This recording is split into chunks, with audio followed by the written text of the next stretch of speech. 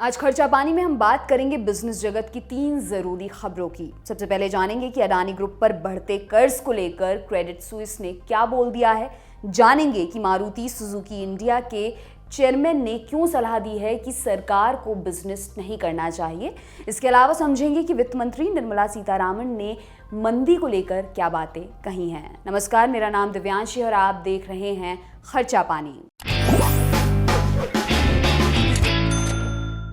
हाल ही में अडानी ग्रुप ने सीमेंट बनाने वाली कंपनी होल्सिम के भारतीय कारोबार का अधिग्रहण किया था। इस सौदे के पूरे होने के बाद global brokerage firm Credit Suisse ने एक रिपोर्ट में अडानी ग्रुप पर बढ़ते कर्ज को लेकर कई बातें कही हैं। क्रेडिट स्विस के एक विश्लेषण के अनुसार होल्सिम के भारतीय कारोबार के अधिग्रहण के बाद अडानी ग्रुप के कर्ज में 40,000 करोड़ रुपए का इजाफा हो सकता है। इस वजह से अडानी ग्रुप का कुल कर्ज 2.6 लाख करोड़ रुपए तक पहुंच सकता है। क्रेडिट स्विस के मुताबिक गौतम अडानी के नेतृत्व वाले ग्रुप का कर्ज लेवल पिछले 5 वर्षों में 1 लाख करोड़ रुपए से बढ़कर 2.2 लाख करोड़ रुपए हो गया है। पोर्ट बिजनेस के विस्तार, ग्रीन एनर्जी सेक्टर में निवेश, ट्रांसमिशन बिजनेस के अधिग्रहण और नए बिजनेस में एंट्री की वजह से अडानी ग्रुप पर कर्ज बोझ तेजी से बढ़ा है। क्रेडिट स्विस के विश्लेषकों ने कहा कि कुल कर्ज का स्तर भले ही बढ़ गया हो, लेकिन अडानी समूह लंबी मैच्योरिटी अवधि वाले बॉन्ड और फाइनेंशियल संस्थान जैसे कर्जदाताओं के पक्ष में अपने कर्ज में विविधता लाने में कामयाब रहा है। उन्होंने कहा कि वित्त वर्ष 2016 के अंत में 5 साल के भीतर मैच्योर होने वाले लगभग 86% कर्ज की तुलना में केवल 26% कर्ज अब 5 साल से कम समय में मैच्योर हो रहे हैं।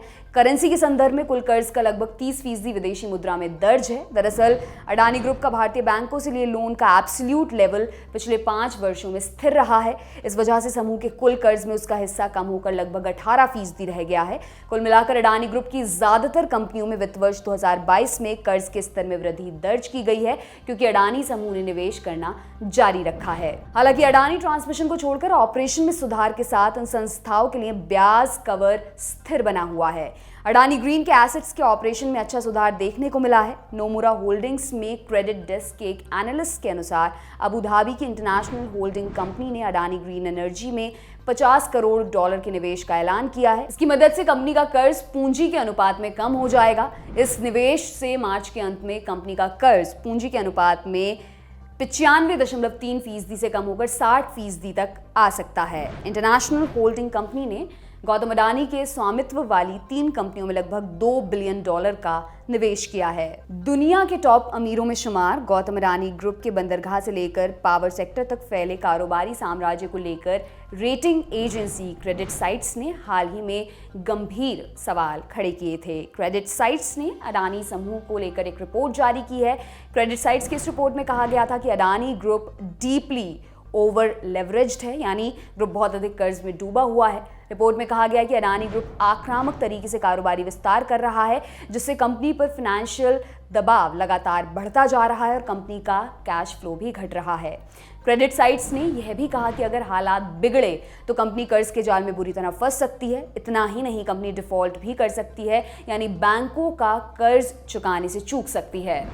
इस बारे में हमने शेयर इंडिया के vice president and research head Ravi Singh से बात की। आइए उन्हें सुनते हैं। क्रेडिट स्विस या फिर कोई भी रेटिंग एजेंसी जब किसी भी रिकमेंडेशन या फिर कोई बात करती है तो उसका काफी आधार होता है और उस आधार के बेसिस पे कंपनियों की सच्चाई आम आदमियों तक पहुंचती है।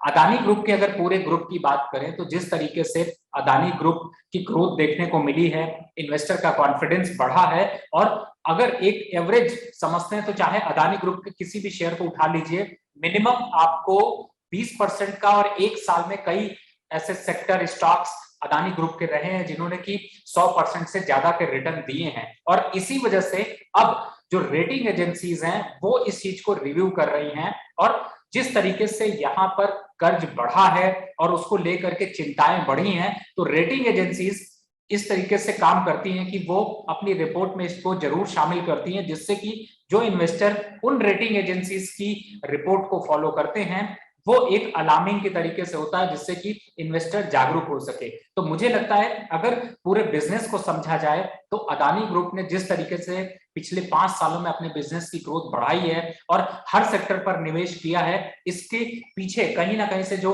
कर्ज की लेनदारी यहाँ पर बढ़ी है, वो भी एक इंपॉर्टेंट फैक्टर रहा है। और स्विस जितनी भी रेटिंग एजेंसीज हैं और क्रेडिट स्विस ने जो बात की है वो इसी कर्ज की बात की है, जिससे कि कंपनी की परफॉर्मेंस और आगे क्या इंपैक्ट होगा उसके बारे में लोग यहाँ पर जागरूक हो सके, और खास तौर से वो इस बात की चिंता यहाँ पर जता रहे हैं। अदानी ग्रुप एक ऐसा ग्रुप है जो कि मीडिया में भी अभी आया है और रिसेंट न्यूज में आपने इसका इंपैक्ट देखा है। ओवरऑल ट्रांसमिशन है, गैस है, पोर्ट है और खास तौर से ग्रीन एनर्जी है, इन सभी में अदानी ग्रुप ने एक बड़े इंफ्रास्ट्रक्चर को डेवलप किया है। हालांकि बहुत सी कंपनीज की यहाँ पर फंडामेंटल नंबर्स भी अच्छे देखने को मिले हैं और जो स्ट्रक्चर यहाँ पर डेवलप किया उसके हिसाब से ग्रोथ काफी अच्छी देखने को मिल रही है। यानी इन शॉर्ट अगर बात करें तो अदानी ग्रुप का सूरज अभी यहाँ पर चमक रहा है और उसकी चमक आम आदमियों के पैसे को भी बढ़ा रही है। लेकिन जो यहाँ पर कर्जे के नंबर निकल कर आ रहे हैं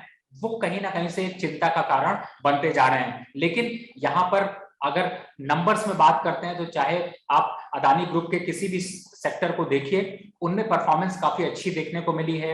एबिटा के साथ में पैट ग्रोथ भी काफी अच्छी देखने को मिली और सेल्स नंबर पर भी एक ड्रास्टिकली बढ़त देखने को मिली है, जिसकी वजह से अदानी ग्रुप के इन शेयरों में इतनी रैली देखने को मिली है। कहीं ना कहीं से सरकार भी इस इंफ्रास्ट्रक्चर को पूरी तरह से सपोर्ट दे रही है और इसी वजह से अदानी ग्रुप के स्टॉक्स में अभी जो रैली है वो फंडामेंटल बेस पे काफी अच्छी देखने को मिल रही है। मारुति सुजुकी इंडिया के चेयरमैन आरसी भार्गव ने सरकार को लेकर बड़ी बात बोल दी है। भार्गव ने समाचार एजेंसी पीटीआई को एक साक्षात्कार में कहा कि सरकार को बिजनेस नहीं करना चाहिए क्योंकि सार्वजनिक क्षेत्र की कंपनियां अक्षम हैं, अपनी ग्रोथ के लिए पर्याप्त संसाधन नहीं जुटा सकती हैं। सार्वजनिक क्षेत्र की कंपनियों को ग्रोथ के लिए हर समय समर्थन की जरूरत है। पूंजी निवेश के लिए सरकार से पैसा चाहिए होता है। भार्गव ने जोर देकर कहा कि ऐसी पब्लिक सेक्टर की कंपनियों की संख्या बहुत ज्यादा नहीं है जो आंतरिक रिसोर्सेज से आगे बढ़ी हो। ज्यादातर कैपिटल इन्वेस्टमेंट के लिए उन्हें सरकार से फंड मिलता है। आप टैक्सेशन से इंडस्ट्रियल ग्रोथ नहीं कर सकते हैं। आपको बता दें कि मारुति सुजुकी इंडिया लिमिटेड अब जापान के सुजुकी मोटर कॉर्पोरेशन के स्वामित्व में है। इस बारे में हमने एक्सपर्ट से बात की, आइए उन्हें सुनते हैं। भार्गव जी का ये अपना एक व्यू हो सकता है, लेकिन जब बात करी जाए सरकार की, चाहे वो भारत की गवर्नमेंट हो या किसी भी देश की गवर्नमेंट हो, वो कोशिश ये करती है कि अपने किसी भी तरीके से रेवेन्यू को बढ़ाने की कोशिश करती है। और भारत सरकार ने पिछले 10 सालों में जिस तरीके से मोदी सरकार ने डेवलपमेंट किया है तो उसको कहीं ना कहीं से रेवेन्यू की बहुत ज्यादा जरूरत है और इसी वजह से सब सरकारी कंपनियों की जो खस्ता हाल है उसको कभी ना कभी प्राइवेट इक्विटी की तरफ बेच के या फिर पार्टनरशिप इन्वॉल्व करके कोशिश ये की जा रही है कि उनके स्तर को सुधारा जा सके। तो एक सरकार के पॉइंट ऑफ व्यू से अगर आप देखते हैं तो मुझे लगता है कि सरकार ये कोशिश कर रही है कि उसको किसी तरीके से रेवेन्यू में तब्दील किया जा सके, वो डेट को खत्म किया जा सके। तो मुझे लगता है कि ये सरकार का अपना व्यू है। अब बात करते हैं अगर सुजुकी के चेयरमैन भार्गव जी की, वो उनका अपना व्यू है कि सरकार को किस तरीके से पॉलिसी बनानी चाहिए या फिर उनका जो कमेंट है उसमें हो सकता है उनको कुछ डिससेटिस्फैक्शन देखने को मिला हो। तो मुझे लगता है कि जब भी ऐसा कोई मामला आता है तो इसमें पर्सनल व्यूज ज्यादा होते हैं, लेकिन ओवरऑल जो सरकार की कोशिश है वो यही है यहाँ पर कि सरकारी जो कंपनियां हैं जिनके हालात खराब हैं उनके हालात को किसी तरीके से सुधारा जा सके, चाहे वो प्राइवेट प्लेयर को इन्वॉल्व करके किया जा सके या उनके नंबर्स को या उनको इकोनॉमिक सपोर्ट दे करके किया जा सके, तो किसी भी तरीके से सरकारी कंपनीज को प्रॉफिट की तरफ बढ़ाया जा सके। मुझे लगता है सरकार का यही मोटिव है और इससे कुछ बिजनेसमैन को अच्छा लग सकता है और कुछ बिजनेसमैन को ये चीजें अच्छी नहीं लग सकती।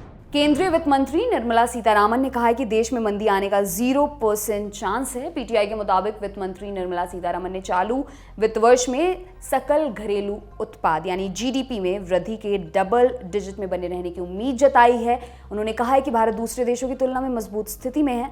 इस दौरान दुनिया में मंदी के खतरे की चर्चा को लेकर उन्होंने कहा कि देश में मंदी का कोई खतरा नहीं है। वित्त मंत्री ने आगे कहा कि मुझे पूरी उम्मीद है कि देश की जीडीपी ग्रोथ रेट चालू वित्त वर्ष में दोहरे अंकों में रहेगी और हम इसके लिए काम करेंगे। सीतारामन ने कहा कि अगर आप मंदी की कगार पर नहीं खड़े हैं तो इससे भरोसा मिलता है कि ज़रूरतमंदों की मदद और इकॉनमी को रफ्तार देने के लिहाज से आप बेहतर कदम उठा रहे हैं।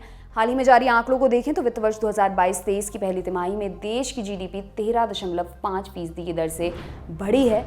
निर्मला सीतारामन ने पीटीआई से बातचीत के दौरान कहा कि हम वास्तव में सबसे तेजी से आगे बढ़ती हुई अर्थव्यवस्था हैं और जिन अर्थव्यवस्थाओं की बात कर रहे हैं उनकी तुलना में मजबूत स्थिति में हैं। उन्होंने कहा कि इंटरनेशनल मॉनेटरी फंड यानी IMF की रिपोर्ट भी इस बात की गवाही दे रही है कि भारत से कहीं अधिक विकसित माने जाने वाली अर्थव्यवस्थाएं फिलहाल मंदी की कगार पर हैं, जबकि भारतीय अर्थव्यवस्था तमाम चुनौतियों के बाद भी तेज रफ्तार से आगे बढ़ रही है। ये था आज का खर्चा पानी। ये बुलेटिन आपके लिए लिखा था हमारे साथी प्रदीप यादव ने। आप अपनी राय यहाँ कमेंट बॉक्स में जरूर दें। अगले एपिसोड तक अपना खूब ख्याल रखें। शुक्रिया।